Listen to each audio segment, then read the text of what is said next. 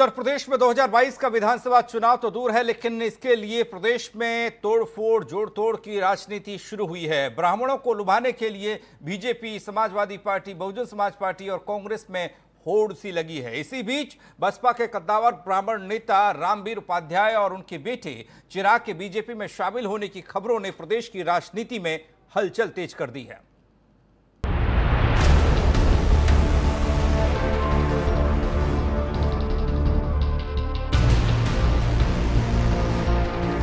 अभी मौका भी है और दस्तूर भी। शायद इसीलिए 2022 के विधानसभा चुनाव से पहले उत्तर प्रदेश की सियासत ब्राह्मणों के इर्द गिर्द घूम रही है।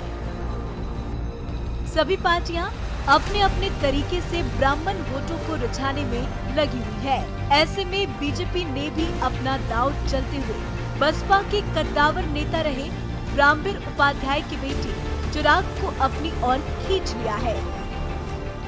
वहीं रामवीर उपाध्याय के बीजेपी ज्वाइन करने की भी खबर है। उपाध्याय के छोटे भाई पूर्व एमएलसी मुकुल उपाध्याय भाजपा में पिछले साल शामिल हो गए थे। उसके बाद से मुकुल उपाध्याय भाजपा में सक्रिय हैं। वहीं रामवीर उपाध्याय के एक और भाई विनोद उपाध्याय जिला पंचायत अध्यक्ष हैं। रामवीर उपाध्याय अपनी राजनीतिक विरासत अपने पुत्र चिरागवीर को सौंपना चाहते हैं। पिछले विधानसभा चुनाव से ही चिरागवीर की राजनीतिक सक्रियता दिखाई देने लगी थी। अब चिरागवीर ने खुलकर बीजेपी का समर्थन किया है और कहा कि वो बीजेपी की विचारधारा से जुड़कर देश की सेवा करना चाहता है।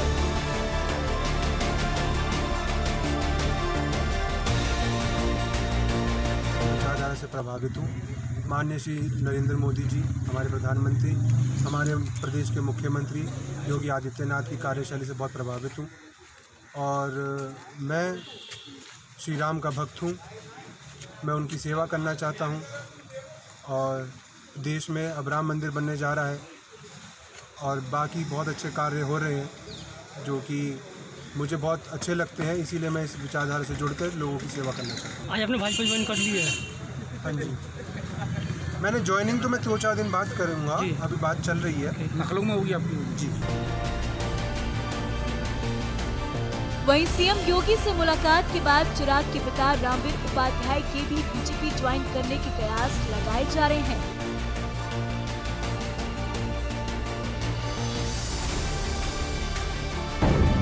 राजनीति में रामवीर उपाध्याय की पहचान एक अनुभवी नेता के रूप में होती है।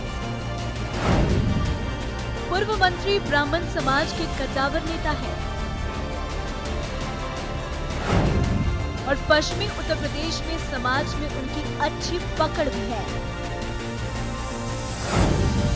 वो बहुजन समाज पार्टी से 4 बार विधानसभा सदस्य रह चुके हैं। रामवीर उपाध्याय बसपा सुप्रीमो के बेहद करीबी रहे हैं। उन्हें सतीश चंद्र मिश्रा के बाद पार्टी का प्रमुख ब्राह्मण चेहरा माना जाता है।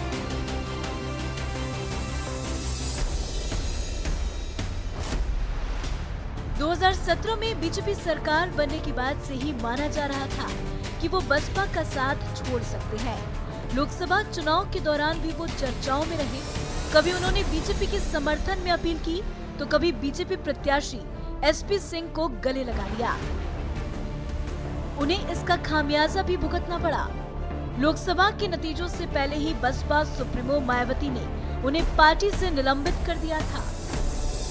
अब बसपा कह रही है कि रामवीर के जाने से उनकी पार्टी को कोई फर्क पड़ने नहीं वाला।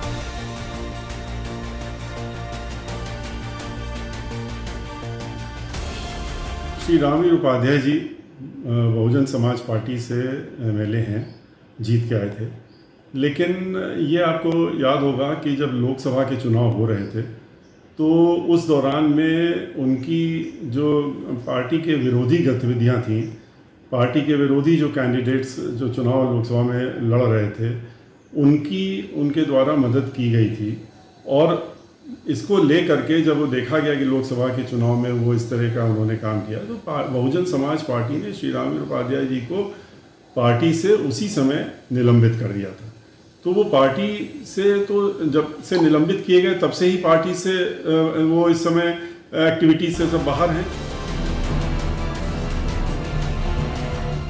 2022 के विधानसभा चुनाव को देखते हुए मौजूदा समय में जिस तरह से बसपा, सपा और कांग्रेस में ब्राह्मणों को अपने पाले में खींचने के लिए होड़ लगी हुई है, जाहिर है चुनाव आते ही तोड़फोड़ और जोड़तोड़ की राजनीति हावी रहेगी।